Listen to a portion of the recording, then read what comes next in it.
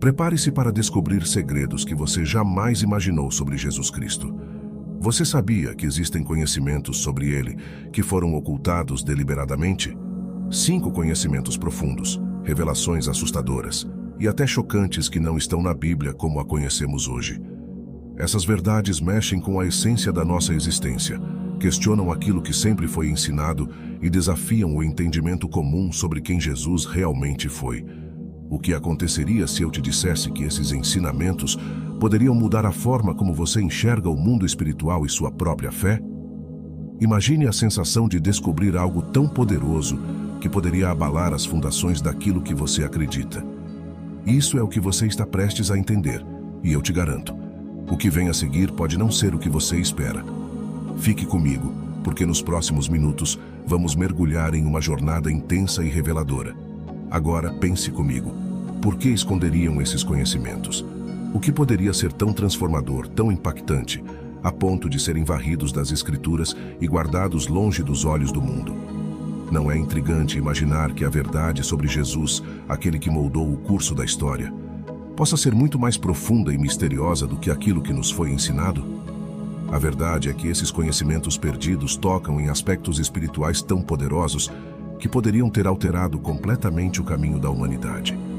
E se essas revelações tivessem chegado até nós sem censura, como seriam as nossas crenças, as nossas práticas espirituais? Esses 5 ensinamentos escondidos carregam uma sabedoria ancestral, um poder oculto que pode ser assustador para muitos, mas libertador para aqueles que têm coragem de conhecê-lo. Você já se perguntou o que mais foi silenciado ao longo dos séculos? Por que certas informações são simplesmente apagadas da história? Nos próximos momentos, você vai começar a ver as peças desse quebra-cabeça sombrio se encaixarem. Prepare-se, porque o que vem a seguir pode virar suas crenças de cabeça para baixo. O primeiro conhecimento perdido é algo que desafia a nossa compreensão comum sobre a natureza divina de Jesus e da própria humanidade. Jesus ensinava que o reino de Deus não está fora de nós, mas dentro de cada um de nós. Esse ensinamento, que ecoa em textos apócrifos e evangelhos considerados heréticos, como o Evangelho de Tomé, foi deliberadamente omitido da Bíblia que conhecemos. O que isso significa? Ao invés de um Deus distante, separado e inacessível, Jesus queria que compreendêssemos que a centelha divina está presente em cada ser humano. Ele ensinava que cada um de nós possui o poder de se conectar diretamente com essa força divina, e mais do que isso, que não precisávamos de intermediários para acessar essa conexão. Era uma mensagem de empoderamento espiritual. Mas por que então esconder algo tão poderoso? Imagine o impacto que isso teria na estrutura da fé organizada.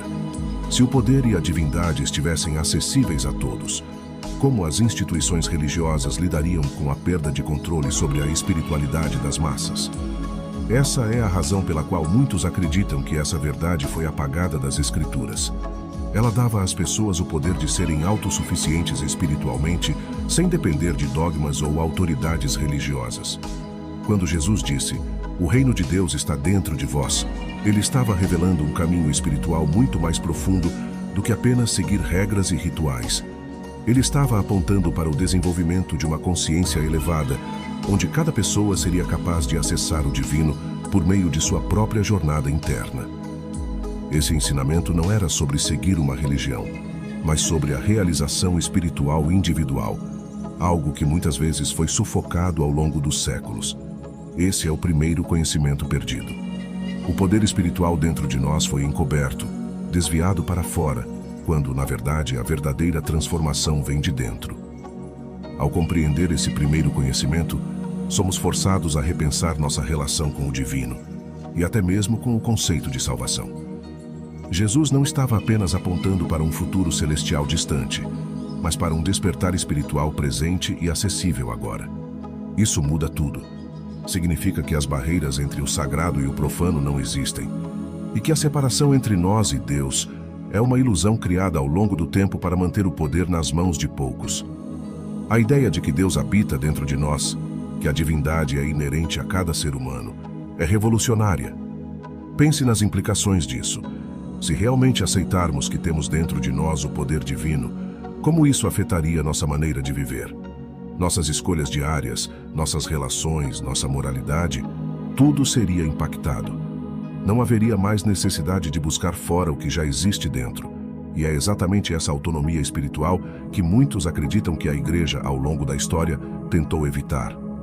Esse ensinamento, perdido nas sombras da história, também nos convida a questionar nossas próprias limitações. Quantas vezes nos sentimos desconectados, impotentes, esperando por uma intervenção divina? Jesus estava dizendo que não precisamos esperar. O poder, a capacidade de transformação e o despertar espiritual já estão presentes em nós.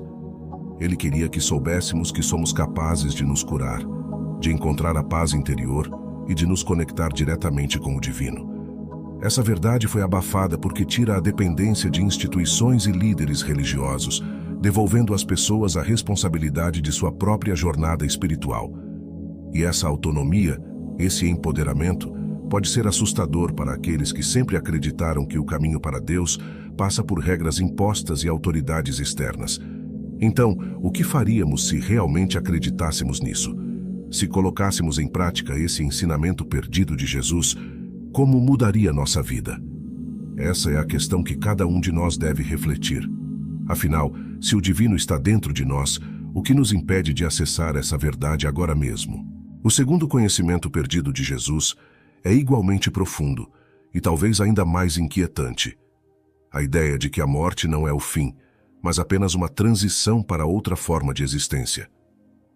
Para Jesus, a morte física era vista como uma passagem, uma ponte entre dimensões da consciência, e não como o término de nossa jornada espiritual. Esse ensinamento desafiava a visão convencional da vida e da morte, oferecendo uma compreensão muito mais ampla e espiritual do que acontece além da nossa experiência terrena. Nos evangelhos apócrifos e textos antigos, há menções de que Jesus falava sobre múltiplas existências e a continuidade da alma após a morte.